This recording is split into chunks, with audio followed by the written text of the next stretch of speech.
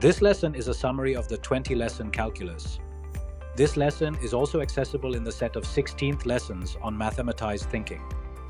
This is acting as a binder for the longest set of lessons, that is on calculus. If you have already experienced this lesson earlier, you may skip it. This story of calculus is what I call as the mathematized calculus, and that is how it is presented ahead. Simple can be harder than complex. You have to work hard to get your thinking clean to make it simple, but it's worth it in the end because once you get there, you can move mountains. Who else but Steve Jobs on the power of thinking simple? Mathematics helps us compact and simplify quantification, and calculus does that supremely well. For the real mathematics is not in numbers, but in inventing the thread that assembles certain numbers together. Calculus created a whole new way of threading instant values of continuously changing situations.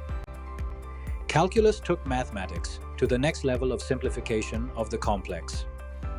Calculus is the most significant catalyst in the development of modern science, technology, and engineering. Because it is the language to quantify continuous change, whether in surface shapes, quantities, or relationships.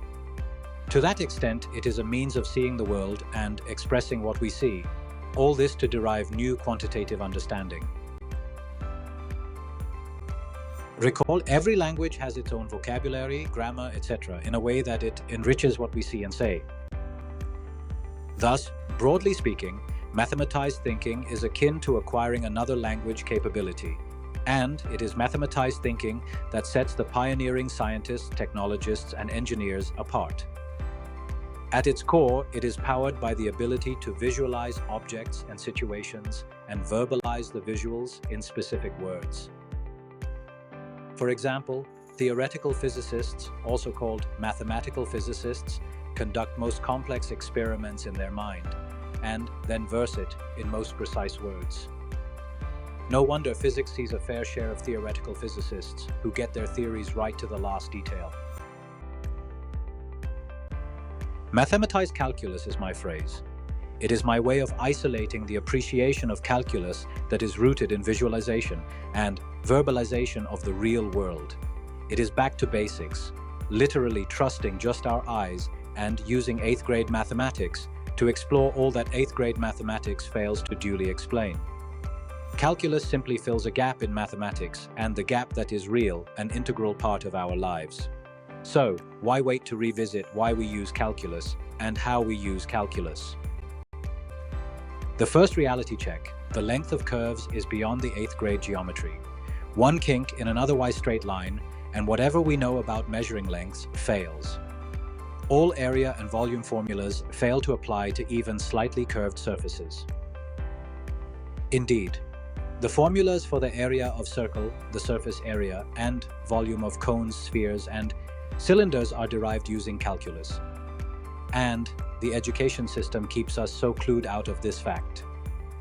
Obviously, it should not be hard to realize that most things around us require calculus to find their length, area, and volume. Pertinently, we also know by sheer logic that we can see curved lines as a series of very small straight lines, mathematically called infinitesimal lengths. And if we can measure those small lengths and add them together, we can get the length of the curved lines. The second reality check: many quantities that cannot be measured directly but are integral to our lives. Speed, for example, is a derived quantity. It is derived from distance and time. Similar is the story of electric current and the economic concept of marginal cost of producing something. Marginal cost is not directly measured.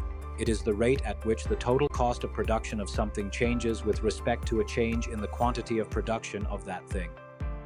Thus, marginal cost of something is derived from its total cost function and the quantity of output produced. The third reality check: many changing quantities actually reflect changes in something else. Perhaps the simplest example is grade 6th physics, how acceleration varies with varying force. Such relationships are mathematically captured in calculus. But how do we miss learning this? We are taught force equals mass into constant acceleration. We learn this relationship as discrete, not continuous. That is, for a given force, there is a given amount of acceleration, rather than understanding how a change in force changes acceleration. Science is proven knowledge of nature, technologies build on science, and engineering physicalizes technologies. The three extensively use equations involving changing quantities. The same is true for economics, finance, and other social sciences too. Such equations are called differential equations, a part of calculus. Let us recall that continuous change is the common thread across curves, derived quantities, and equations with varying variables, not x and y, but changing x and y, for instance. To be clear, continuous change in something does not mean variation at all moments. It simply means change of some kind. Is the nature, reality, certainty for that thing, over small or large time period, due to itself or due to change, is something else. We will explore motion to investigate the basic nature of continuous change. Motion is a very composite, multi-dimensional example of continuous change. Time of travel, distance traveled, speed at any instant, direction, acceleration, all change during motion. So how do we define a change like motion, which involves many dimensions that can change? The truth is, the change in motion cannot be quantified or fully described by one quantity alone sized, or stated in one quantity. For instance, even time and distance together, the two things we directly measure in motion, are very short on fully describing any motion.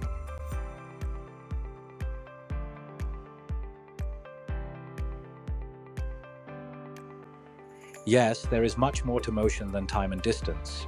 For example, there is really little of an option about knowing speed, direction, and acceleration of a motion. And there is more beyond these three also. To top it all, speed and acceleration are not directly measurable quantities. We have to derive or compute them from the measurable primary quantities time and distance. The grade A8 mathematics defines speed of motion as average speed, calculated by dividing the total distance traveled by the total time of travel. Similarly, acceleration is defined as average acceleration, calculated by subtracting the initial velocity from the final velocity and dividing by the time taken. To be mathematically precise, the average speed is actually an average rate, or averaged way of finding rate. Speed is a rate, a ratio relationship of how distance changes with time. Acceleration is also a rate, a ration relationship of how speed and direction change with time. Average is the other name for statistical mean of many values. Long story short, average is the one value for all the values. Thus, in the context of speed, stating average speed is to offer one value of speed for whatever the values of speed may be in the motion. Materially, this gives speed and acceleration just one value each for an entire motion. But assigning one value to speed and acceleration for longer periods cannot be farther from truth. In most real situations, speed and acceleration continuously vary back and forth. It is this factualness of continuous change that the idea of calculus resolves, helps us compute the actual varying speed and acceleration. Sadly, up to secondary education, the story of motion is presented in a half-truth form, emphasizing constant average speed and acceleration over a long period of time. This only exacerbates the appreciation of change and the measure of change, which is calculus in the higher grades. Indeed, continuously changing quantities can only be measured in continuous way in a series of instants. Speed and acceleration are best seen as changing, with their values appropriate and accurate for small periods of time. Heartily, the idea of instant measure of rate of something that is continuously changing is obvious, even intuitive. In those instants, which are very small periods of time, the quantities being measured can realistically be assumed to be constant. Mathematically, it means no averaging of values. The one value is the only value. The measurement becomes a truthful reflection of the condition of the quantity. For instance, instant value of speed, computed from the distance traveled in a very minute time, can be assumed to be constant in that time. That is, it would be fair to assume that any attempt to slow or fasten speed would not show impact in such small time. And how do we measure quantities over an instant? The same way we measure them over longer periods. Mathematically, rate is the only way to compute how something changes with respect to another thing. Rate is the ratio of final minus initial quantity divided by the corresponding period of initial to final quantity. For example, measuring the value of speed at an instant is the distance traveled in that instant, the difference between the final and initial positions divided by the period of the instant. Expectedly, rate of change of something is how we derive certain quantities. Speed is the rate of change of distance over time, and acceleration the rate of change of speed and direction over time. Distance and time are primary, physically measurable quantities, while speed and acceleration derived physically non-measurable quantities out of the primary quantities. Thus, speed is called the derivative of distance over time, and acceleration the derivative of speed and direction. The table shows a few other quantities, primary and derived. Power is the derivative of energy or work. The rate of change of work over time is power. Force acting on a body at any instant is the rate of change of momentum of the body at that instant. Indeed, the big deal about differentiation in calculus is finding derived quantities from primary quantities. That derivation is the rate of change of something. Thus, derivative is the rate of change. And because all this is due to things that continuously change, the rate of change is found in instants. There is another way to appreciate derived quantities or derivatives. The rate of change of some quantities has a valuable meaning, and it can be used as a distinct quantity. The rate of change of velocity tells us more about a motion, and we use this quantity and call it acceleration. Thus, derivatives have a physical meaning, use, and importance. By default, derived quantities may also change in a way that their rate of change is a meaningful quantity. Acceleration is the derivative of a derivative. It is a derivative of velocity over time, which is the derivative of distance over time. More generally, second derivatives are widely used, and you certainly know more of them, of course without realizing they are second derivatives. Third derivatives, fourth derivatives, and beyond are also possible for some quantities, as long as the derivatives have some useful purpose. For instance, jerk is actually the derivative of acceleration, and automobile engineers computed to define limits of acceleration so that acceleration is not too fast. Hopefully, the story of calculus so far was a breeze, just all logical and real world. The idea of rate or ratio average was the only mathematical tool needed, and that is grade 8th mathematics at best. It should be unsurprising that there are quantities that are derived by doing the opposite of how we get derivative quantities. These antiderivatives are called integrals in calculus. Their idea is as simple. Concisely, let us revisit what we do to get derivatives. We slice up the period into a series of instants to get instant values rather than average value. Thus, antiderivatives consider a period as opposed to instants and get the average value as opposed to instant values of quantities. For example, the antiderivative or integration of acceleration is the average velocity or speed and direction over a period of time. Why the name integration? Because it integrates instants to give a quantity value over a period. And one more detail, it may be obvious that the rate of change is also at the core of integration, not just differentiation. Indeed, calculus is about rate of change. Derivatives and integrals are the two pillars of calculus. Congratulations. Conceptually, there isn't more to derivatives and integrals than what you've already learned. However, the world of change quantified by calculus often appears in equations, not just standalone quantities. To the point, imagine an equation, x plus rate of change of y with respect to time is equal to 20. Here it is not the variable y, but it is s rate of change with respect to time that is important. Such dynamic equations are reflection of the real world is. These kind of equations are called differential equations as they have derivatives embedded in them. To solve them, we use integration. We are familiar with how to solve x plus y causes something kinds equations mathematically. Expectedly, differential equations are solved to get another equation, better called function, of the kind we are familiar with, that is, without the derivative terms. For example, the cooling of a cup of coffee can be described by a differential equation where the rate of change of the coffee's temperature is proportional to the difference between its current temperature and the ambient temperature. Solving this differential equation through integration gives us a formula we can use to predict the temperature of the coffee at any given time, based on the initial and ambient temperatures. Believe it or not, we are now just one entity away from comprehensive conceptual clarity on school calculus, which is practically the calculus most of us need to know. To get there, we need to understand what gets differentiated or integrated. In other words, how do we mathematically capture and express continuously changing quantities?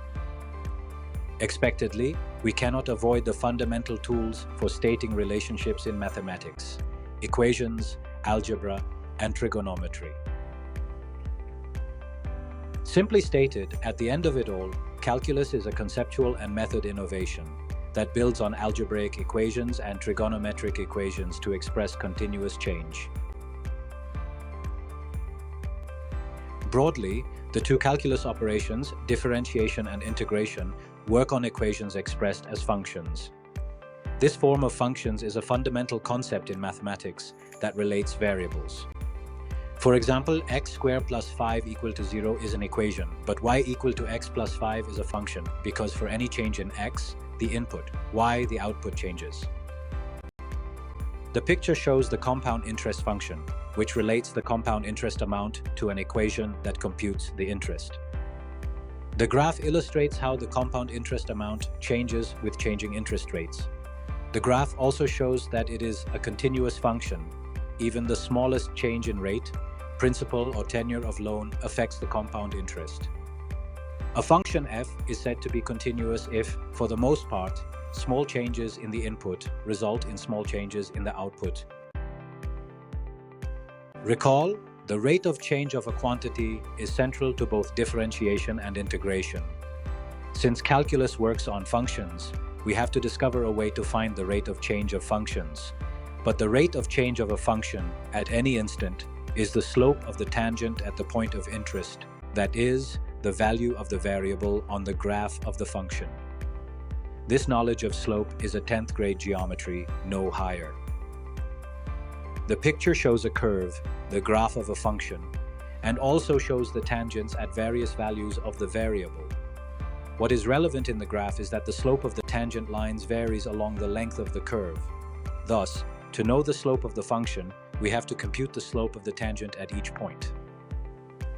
Drawing and measuring the slope of tangents is a very tedious task, and not an effective solution for determining the slope of the curve at any point.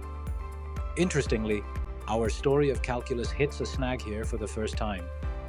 No prior knowledge can help us find the slope of a given curve without resorting to drawing a tangent and then finding its slope. The idea of limit was a breakthrough in calculus. It was a new foundation and concept introduced for resolving the issue of finding the slope of a function without relying on tangents and their slopes. Interestingly, we are face to face with limit and continuity at the very end of our story of calculus. And you may register that we are ending the story of calculus at limit and continuity. The reverse is true for most school textbooks and classroom teaching, leading to a widespread confusion. Though that is a story for another time. And the idea of limit is very simple. In a way, had to be, the complex situations have simple solutions. What limits allow us to do is examine such a small segment of the curve of a function, that the curve. Please hold your breath and listen ahead. If an infinitesimally small curve segment overlaps with the tangent, then the value of the slope of the tangent at that point becomes the value of the slope function of the curve at that point. Most importantly, the slope function of the curve remains consistent, although its values change along the curve, but its values different over the curve. Congratulations! Now there are just two conditions for ensuring the validity of a limit, and if those hold, then the slope function of the curve true for the entire curve. First, the considered infinitesimal part of the curve must be infinitesimal enough to be a straight line for all kinds of functions and their curves. This is a matter of mathematical accuracy. The second condition is a new concept in itself, because it is about the function itself and is kind of visible in its curve. If there is a lack of continuity in the curve at the point of tangent, then the numerical value of the function, that is, value of the curve before the point, will not match the value of the curve after the point. In such cases, the slope function or the slope equation will not be the same for the entire curve. Thus, continuity is the other essential condition for the slope to be valid for the function. The consistency of the rate of change of a function is considered higher if at two instants around the chosen instant, both before and after, the computed values of the rate are the same as the rate value at the chosen instant. This is all there is to the foundation of calculus. Conceptually, idea of limit is old. Greeks had the method of exhaustion. But the idea of continuity is far assertive concept in modern mathematics, quite newer. And the final word, actually an advice to student learners. Here it is: being equation or function dominated, practice is key to solving calculus questions. Typically, very high familiarity with algebraic and trigonometric simplification and identities. Thank you. With us, you will master all the mathematics you need. Be good to you, not just others.